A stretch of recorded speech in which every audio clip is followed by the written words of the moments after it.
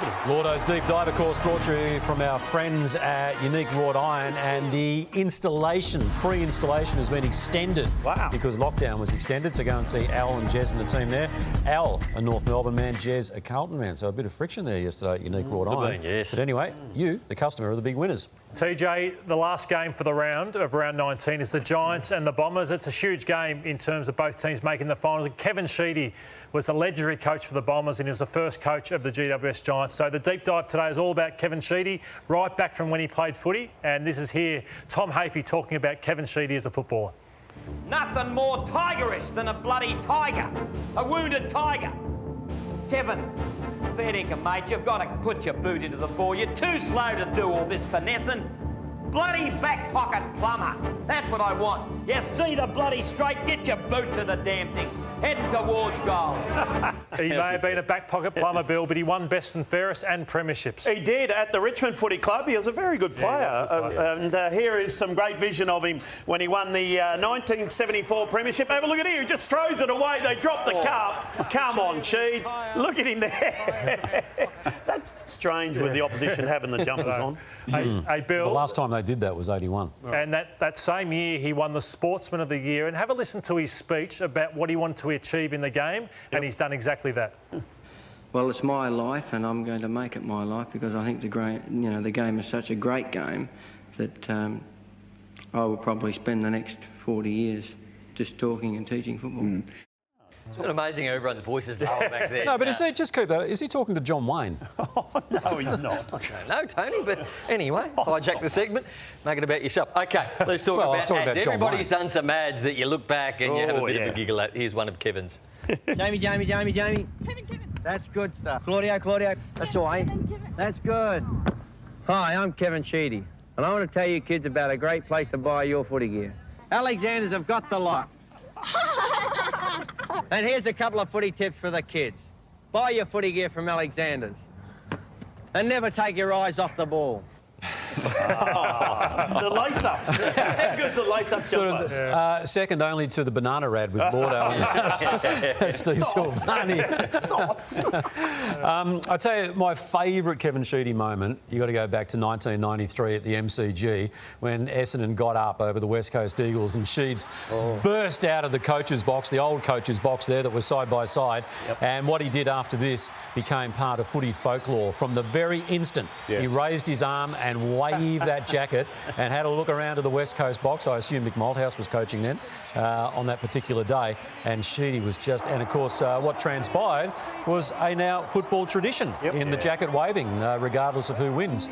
Although, having heard Kevin Sheedy talk about it a number of times, it wasn't only the West Coast supporters unhappy with Sheed's act that day, his mum, I think, gave him a bit of a dressing down. Really?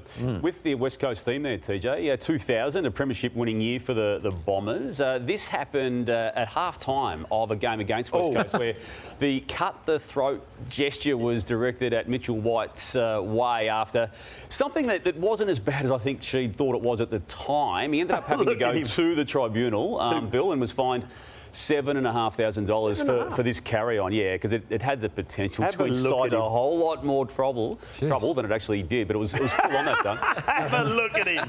What's the 2 fingers for? 2 weeks. Oh.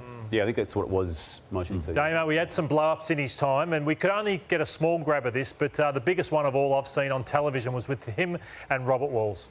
Oh. And for you to say he went to Brisbane and hid, that's offensive and insulting. Well, it can be offensive. Let me tell you, you wouldn't know what it was like. You haven't got a broad experience of coaching. You've been at the one club for 20 years. Was I a sniper? People out there making the comments. And if I said on the radio, if the hat fits.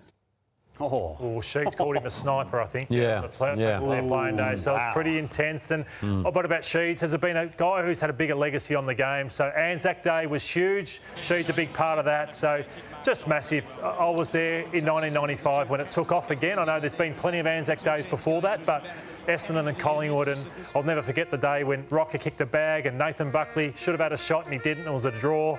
So it's just a significant day on the footy calendar. I think it's the best home and away game there is. This one? And then Dreamtime at the G, which has just got absolutely huge now. So Kevin Sheedy behind that one as well. And the country game, which he's trying extremely hard for. So he's just been legendary. And he's got another one too in the pipeline. Has he? Yeah.